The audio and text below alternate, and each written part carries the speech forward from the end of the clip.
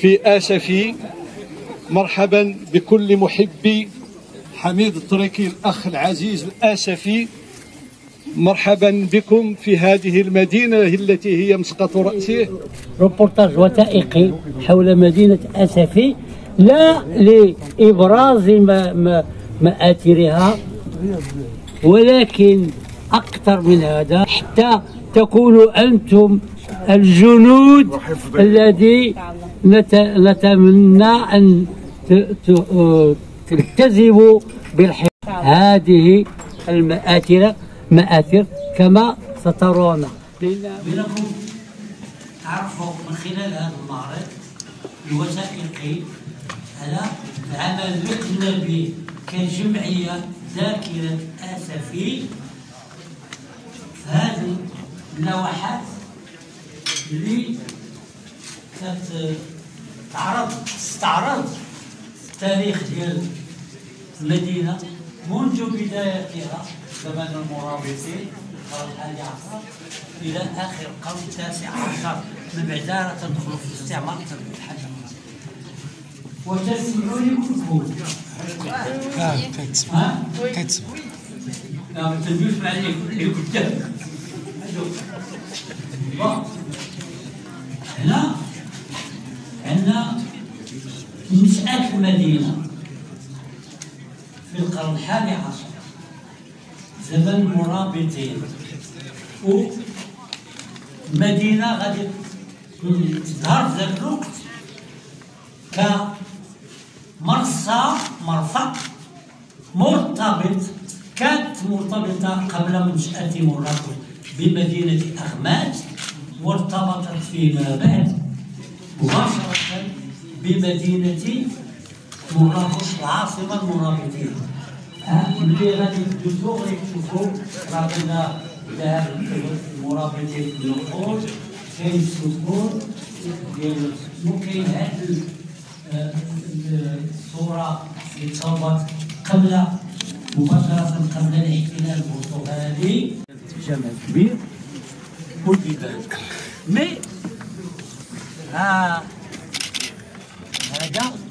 هو المجال اللي دوينا عليه الكبير ديال اللي ضم اللي ملي البرتغاليين داروا هذا السور راه قوصوا المدينه بواحد الشكل فاضح. هو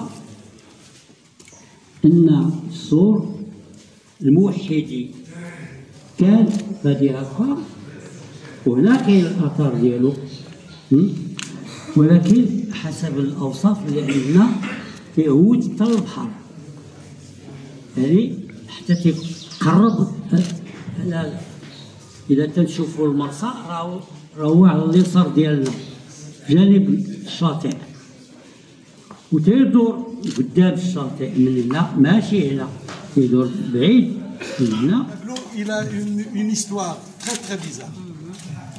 Pour avoir une copie de ce tableau, il fallait intervenir auprès de la reine d'Angleterre.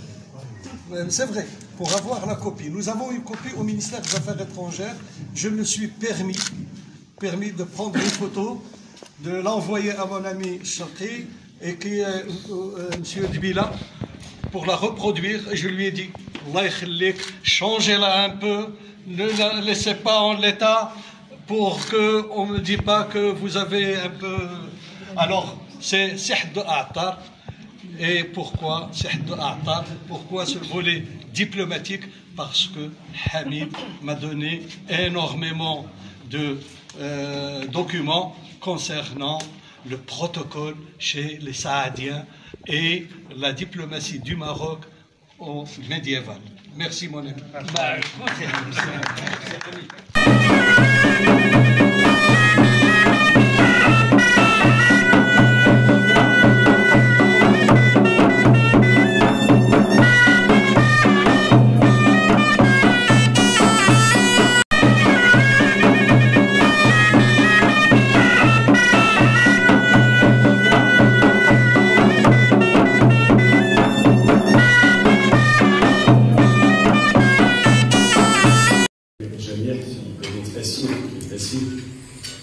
وأشكر بالمناسبة المنظمين على رأسهم جمعية دار العلاج وبالطبع بقية المنظمين وترحابي بالجميع.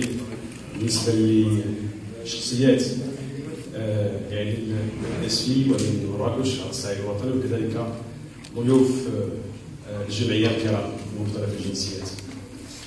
اليوم نلتقي جميعا، ربما هذه مبادرة يعني متميزة تدخل بالطبع كالعادة في ثقافة العرفان والشكر لرجال ونساء قدموا شيء كثير لبلدنا. أولا قدموا كذلك الشيء كثير إنسانيا، فالسي حميد الكرام أنه يتجاوز الوطني إلى العالمي، ثم كذلك قدموا شيء كثير للجهة ولمدينة أسفي.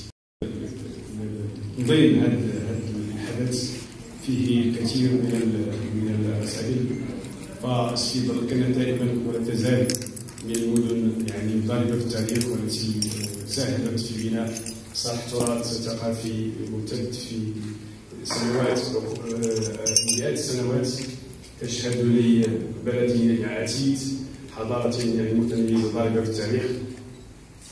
وحتى أعود إلى الموضوع بحدته، فالسي حميد تريكي وهذا ما أسررت له قبل قليل، يعني لك نرجع إلى البيوغرافي ديالو، يعني السيرة ديالو فهي غنية وغنية جدا، أو يعني أكاد أجزم أنها مقل من المسارات القليلة على الصعيد الوطني، وهذا ليس بغريب على مدينة كأسفي التي أنجبت يعني رجالا ونساء كثر في مدن متعددة.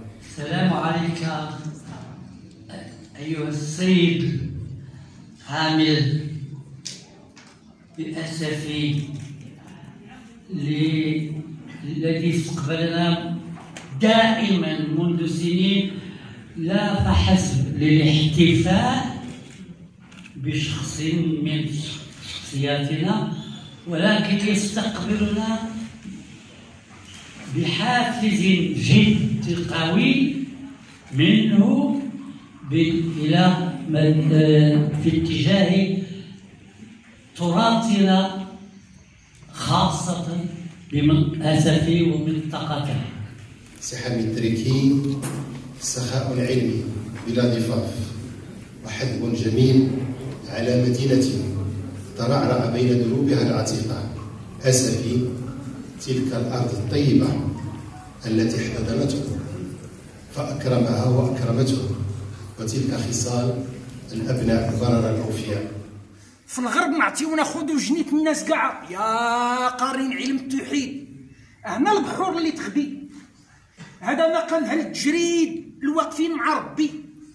إلا هو علم الوراق بحد الحلاوة لساني، وإلا هو سر الدواق أنا سكني في كناني، مني فقير وشاعر ومداح، ومن في هاد الحال بادي طال عمري وعيني مسراح، نخبط هادي بهادي، خبيت نضري في ندورو وفنيت على كل فاني، حققت ما وجدت غيرو ومشيت في الحال هاني.